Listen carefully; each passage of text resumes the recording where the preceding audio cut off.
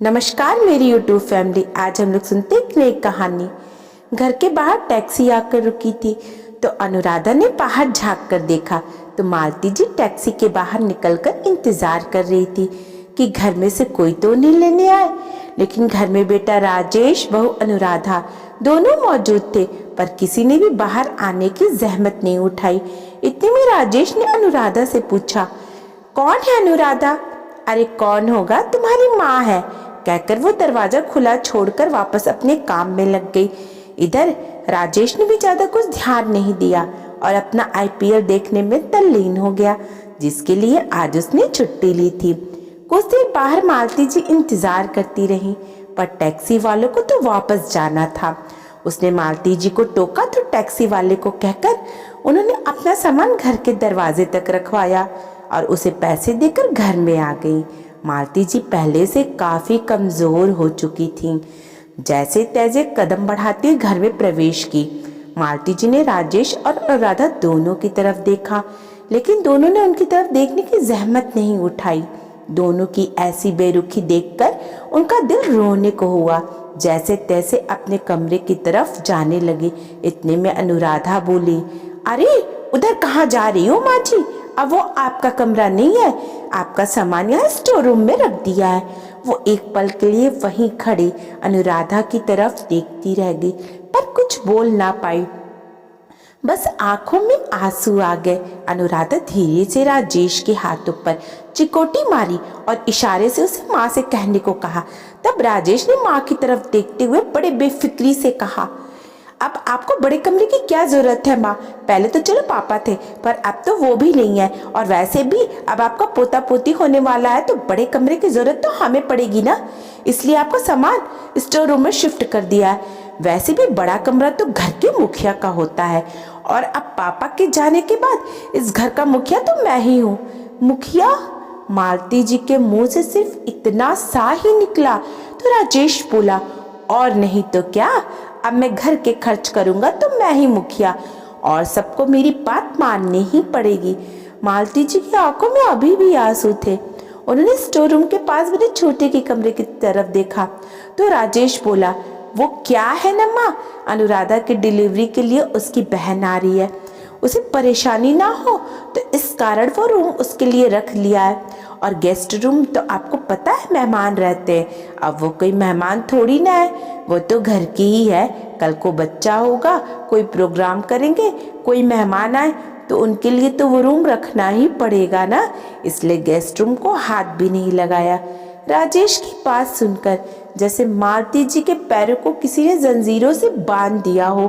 पैर store room की तरफ बढ़ ही नहीं रहे थे।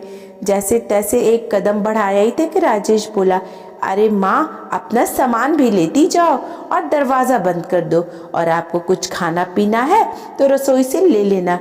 मालती जी जैसे तैसे वापस दरवाजे पर आई और अपने सामान को घसीटते हुए रूम में ले गई। रूम में आकर देखा तो एक चारपाई बिछी हुई थी।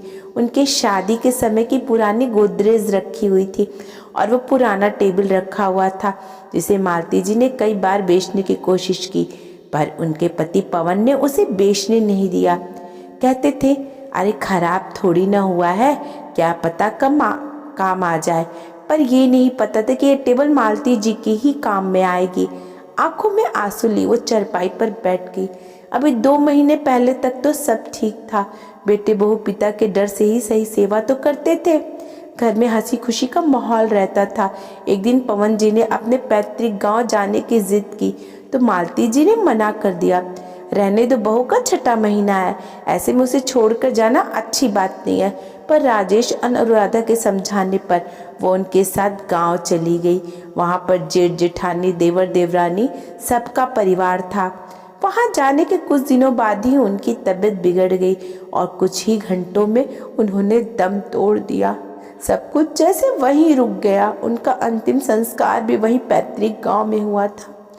15 दिन के बाद कार्यक्रम होने के बाद राजेश अनुराधा तो वापस आ गए, लेकिन मालती जी की उनकी जेठ जेठानी ने वहीं रख लिया था, ये कहकर कि 1.25 महीने बाद ही अपनी जगह छोड़ना। आज 1.25 महीना बीता, वो गांव से लौटी थी, वो भी अकेले। वो तो पूरा परिवार स्टेशन पर छोड़ने आया था, पर यहाँ राजेश स्टेशन तक लेने नहीं आया। कह रहा था कि बहुत ज़रूरी काम है, पर यहाँ मैच देख रहा था।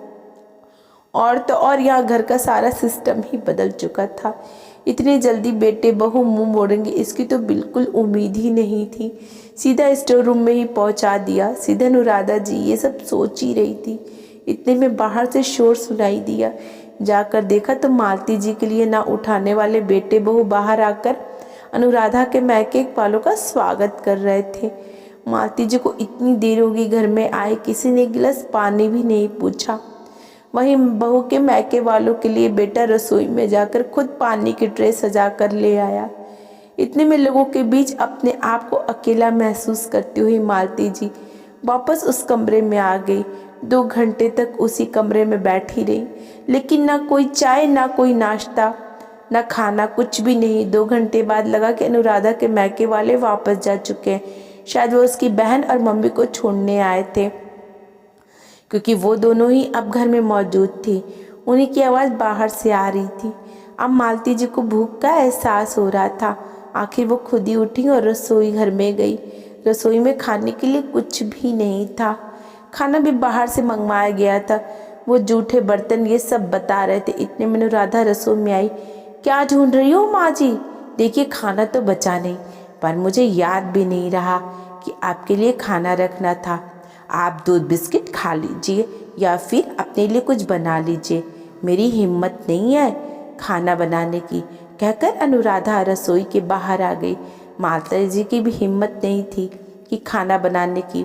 एक तो 1.25 महीने पहले का गम अभी तक दिल से गया नहीं था। अपने किसी प्रिय की मौत तो वैसे भी हिम्मत तोड़ देती है, फिर ये तो उनके पति थे, ऊपर से ट्रेन का सफ़र थका देने वाला था। हिम्मत होती भी कहाँ से। वो अपने लिए एक गिलास पानी भी लेकर वापस कमरे में आ गई। थोड़ी देर बाद तक बैठी आंसू बहाती रही। फिर याद आया कि वहाँ से निकलते समय देवरानी ने खाना पैक करके दिया था, जिसमें से उन्होंने सिर्फ 2 रोटी ही खाई थी। बैग में से खाना निकाला, देखा तो सब्जी खराब हो चुकी थी, पर रोटियां सही सलामत थी। उन्होंने बची रोटियों से अपना पेट भरा। माता जी चरपाई पर लेट गई। काफ़ी देर तक वो करवटें बदलती रहीं। आखिर करवट बदलते बदलते आंखों में आंसू लिए देर रात उन्हें नींद आई। इस कारण सुबह नींद देर से खुली। उठकर बाहर आई तो देखा सब हंस बोलकर चाय नाश्ता कर रहे थे। सबके प्लेट पे गर्मा गर्म पोहे और जलेबी नजर आ रहे थे। मालती जी को देखते ही सब चुप हो गए। इतने में राजेश बोला, माँ आप अपने कमरे में बैठिए, आपका नाश्ता मैं कमरे में ही लेकर आता हूँ। उसकी बात सुनकर मालती जी वापस कमरे में चली गई। थोड़ी देर बाद राजेश चाय नाश्ता लेकर कमरे में आया और मालती जी को देखकर बोला, माँ ये नाश्ता कर लो और भगवान के लिए जहाँ तक हो सके अपने कमरे में ही रहो। मालती जी हैरानी से राजेश की तरफ देखने लगी। उसके प्रश्नों को भांपते हुए राजेश बोला, देखो माँ मुझे पता है कि आपको पापा के जाने का बहुत दुख है, लेकिन कर भी क्या सकते हैं, उनकी तो उम्र हो गई थी इसलिए वो चले गए। लेकिन आप यूँ दुखी चेहरा लेकर बार बार अनुराधा के सामने आओगे तो होने वाले बच्चे पर गलत असर पड़ेगा, इसलिए कह रहा हूँ आप अंदर ही रहो। और वैसे भी सब लोग कहते हैं कि एक विधवा। कहते कहते राजेश एकदम सा रुक गया और वापस बाहर चला गया। मालती जी राजेश की बातें सुनकर बिल्कुल हैरान रह गई। अब तो उनका दिल जोर जोर से रो रहा था। उन्हें समझ ही नहीं आ रहा था कि उनके बेटे के दिल है या पत्थर है। वो अपने माँ के लिए ऐसा कैसे सोच सकता है। उसकी माँ विधवा है तो उसका साया वो अपने पत्नी और होने वाले बच्चे पर नहीं पड़ने देना चाहता। अभी 2 दिन में उसने मुझे इतना कुछ दिखा दिया तो ये तो मेरी ज़िंदगी नर्क बना देगा। सोच सोच कर मालती जी से चाय नाश्ता भी नहीं करते बना। उनकी रुलाई फूट पड़ी। वो इतना जोर जोर से रो रही थी, पर उन्हें चुप कराने के लिए कोई भी कमरे में नहीं था। आखिरकार काफ़ी देर तक रो लेने के बाद वो खुद थक हार कर चुप हो गई। अपने पल्लू से अपने आंसू खुद ही पोंछ लिया। आखिर कब तक देर तक मौन रहने के लिए मालती जी का एक निर्णय पर पहुंची। आखिर रात को जब राजेश अपने ऑफिस से वापस घर आया तो उसके बाद बाहर वाले कमरे में बैठकर सब लोग हंसी मजाक कर रहे थे। उस समय मालती जी भी उस कमरे में आ गई और वहीं सोफे पर बैठ गई। उनके आते ही सब लोग चुप हो गए। जबकि राजेश ने घूरकर मालती जी को देखा, जैसे कह रहा हो कि सुबह समझाया था ना, फिर यहाँ क्यों आई हो। लेकिन मालती जी चुपचाप राजेश की तरफ देख रही थी। आखिर राजेश को बोलना ही पड़ा, माँ आपको सुबह समझाया था ना, फिर क्यों आई हो आप बाहर। कहा था ना आपका साया मेरे बच्चे के लिए ठीक नहीं है। मालती जी ने उसको मुस्कुरा कर कहा, हाँ याद है तूने कहा था मेरा साया तेरे बच्चे के लिए ठीक नहीं है, क्योंकि मैं विधवा हो गई हूँ। पर बेटा, जब मेरा साया तेरे पत्नी और बच्चे पर ठीक नहीं है तो अपनी पत्नी को यहाँ से लेकर तू कहीं और चला जा। मालती जी की बातें सुनकर राजेश भड़क गया। मैं क्यों घर छोड़कर जाऊँगा, अब घर का मुखिया मैं हूँ और आप इस तरह से मुझसे बात नहीं कर सकती।